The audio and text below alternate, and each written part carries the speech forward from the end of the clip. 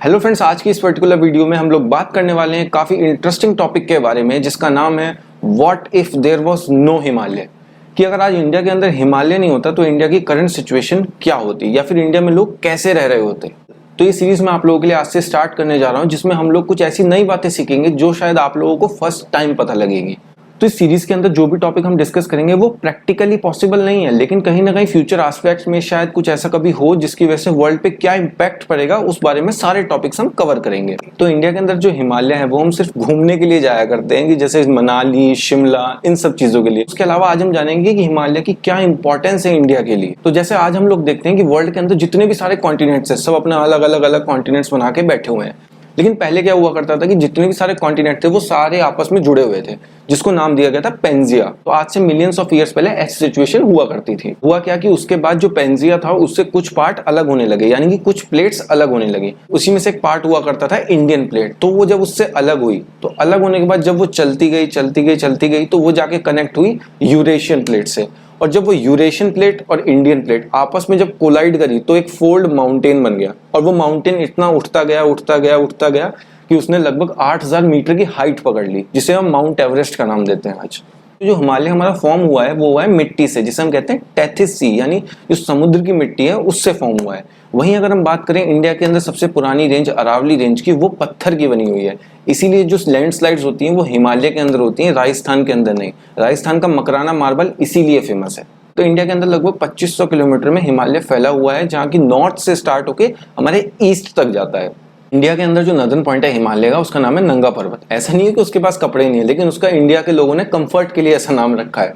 और जो हमारा ईस्टर्न पॉइंट बनता है हिमालय का इंडिया के अंदर, वो बनता है हमारा नामचा बर्मा। नामचा बर्मा वही जगह है जहां से ब्रह्मपुत्र इंडिया के अंदर एंटर करती है यू टर्न लेके। तो उसके बाद हम लोगों ने क्या किया, हिमालय को अपनी कंफर्ट के लिए कुछ रेंजेस में डिवाइड कर दिया, कि एक तरीके से ये ट्रांस हिमालय, ये ग्रेटर हिमालय, ये मिडिल हिमालय और ये शिवालिक रेंज। तो ये रीजन था जिसकी वजह से हमारा हिमालय फॉर्म हुआ। और उसकी आज अगर हम ज्योग्राफिकल लोकेशन देखते हैं तो इसकी वजह से ही उसको आज कहा जाता है क्राउन ऑफ इंडिया, यानी इंडिया का ताज है। तो अब हम आते हैं अपनी मेन स्टोरी पे। अगर आज इंडिया के अंदर हिमालय नहीं होते तो फिर क्या कंडीशन होती है इंडिया की। तो सबसे पहला पॉइंट बनता है, जब नॉर्थ इंडिया के अंदर गर्मी पड़ती है, तो अगर हिमालय नहीं होता तो इतनी गर्मी पड़ती जैसी रेगिस्तान में पड़ती है। वहीं दूसरी तरफ जब विंटर सीजन आता तो इतनी सर्दी पड़ती कि जितनी कि रशिया और चाइना में पूरी बर्फ ढकी रहती है। इतनी सर्दी आज यूपी, उत्तराखंड, राजस्थान में होती। तो आप लोग सोचोगे ये तो बहुत अच्छी बात होती, हम लोगों को कहीं जाने नहीं पड़ता, हम लोगों को मनाली, कसौल, कुल्लू सब यहीं मिल जाता। लेकिन ऐसा नहीं है, क्योंकि नेचर ने जो चीज़ डिज़ाइन करी है वो कुछ सोच समझ के ही करी है। लेकिन अब हमारा पॉइंट बनता है कि ऐसा क्यों, कि अगर गर्मी होती तो रेगिस्तान बनता और अगर सर्दी होती तो बिल्कुल बर्फ होती। क्योंकि इसके पीछे पॉइंट बनता है, हमारा हिमालय एज अ बैरियर काम करता है। जितनी भी विंड्स चलती हैं, चाहे वो समर के अंदर या फिर विंटर के अंदर, हिमालय एज अ बैरियर उसको प्रोटेक्ट करता है। दूसरा पॉइंट बनता है हमारा मॉनसून। अगर हिमालय नहीं होता ना तो इंडिया के अंदर हमारा जो मॉनसून इतना अच्छी बारिश करता है वो शायद नहीं होती। क्योंकि जो मॉनसून विंड्स होती हैं जो अरेबियन सी और इंडियन ओशन से उठती हैं, उसके बाद पूरे इंडिया के अंदर बारिश करती हो जाती हैं, तो वो शायद इंडिया के अंदर आज ना होती। तो उसके बाद हमारा नेक्स्ट पॉइंट बनता है रिवर्स का। तो इंडिया के अंदर जो मेजर 3 रिवर है जो हिमालय से निकलती हैं, उसमें नाम आता है इंडस, गंगा और ब्रह्मपुत्र। और जितनी भी बाकी सारी नदियां हैं इसमें नाम आता है हमारा झेलम, चेनाब, रावी, ब्यास, यमुना। एक तरीके से ये ट्रिब्यूटरीज हैं बाकी रिवर्स की। इनकी वजह से जितना भी नॉर्थ इंडिया के अंदर इरिगेशन होता है, क्योंकि इंडिया एक एग्रीकल्चर कंट्री है, जितनी भी इलेक्ट्रिसिटी जनरेट की जाती है, चाहे वो हिमाचल प्रदेश के अंदर सतलज डैम के ऊपर हो या टिहरी डैम से हो उत्तराखंड के अंदर। क्योंकि हिमालय से निकलने वाली जितनी भी रिवर्स हैं वो सारी पेरेनियल रिवर्स हैं, यानी कि वो 12 महीने पानी रखती हैं अपने पास।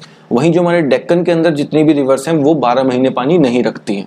लेकिन इसमें साइंटिस्ट ये कहा करते हैं कि गंगा, इंडस और ब्रह्मपुत्र ये एंटीसीडेंट रिवर है, यानी कि ये हिमालय के फॉर्म होने से पहले से यहाँ बह रही हैं। तो ये काफी अलग टॉपिक हो जाता है, इसको हम फिर कभी डिस्कस करेंगे। तो जो हमारा लास्ट पॉइंट बनता है वो बनता है डिफेंस का। 18th और 19th सेंचुरी में जो चाइना, मंगोलिया और रशिया वाला पार्ट है, वो लोग भी इंडिया को इन्वेड नहीं कर पाए थे, क्योंकि हाई एल्टीट्यूड पे एक्सट्रीम कोल्ड वेदर के कारण वो लोग क्रॉस ही नहीं कर पाते थे हिमालय को। उनके लिए इम्पॉसिबल होता था हिमालय को क्रॉस करना।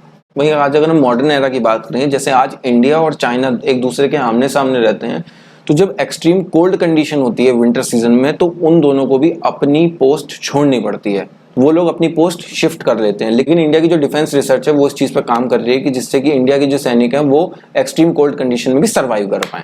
ये था इस टॉपिक का पूरा डिटेल एनालिसिस। मैंने आपको हिमालय की स्टोरी काफ़ी शॉर्ट और कंसाइज वे में करके बताई, नहीं तो अगर हम इसको पढ़ने बैठे तो लगभग पूरा दिन हम पढ़ सकते हैं इसको। आज का जो हमारा क्वेश्चन बनता है कि इंडिया के अंदर हिमालय कितने स्टेट और यूटी से पास होता है या फिर टच होता है। आई होप आप में से काफ़ी लोग ऐसे होंगे जिनको इस क्वेश्चन का आंसर पहली बार पता लगेगा। लास्ट वीडियो में मैंने आप लोगों से क्वेश्चन पूछा था कि इंडिया के अंदर फर्स्ट फुल्ली ऑर्गेनिक स्टेट कौन सा है, तो उसका आंसर बनता है हमारा सिक्किम। और इस आंसर को सबसे पहले जिसने बताया उनका नाम है उमेश जादौन। आज की इस वीडियो को हम यहीं एंड करते हैं और इस वीडियो पे हम लाइक गोल रखते हैं 25 लाइक्स का। तब तक के लिए अपना और अपनी फैमिली का ध्यान रखिए। मैं मिलता हूं आपसे नेक्स्ट वीडियो में एक और टॉपिक के साथ। Good bye.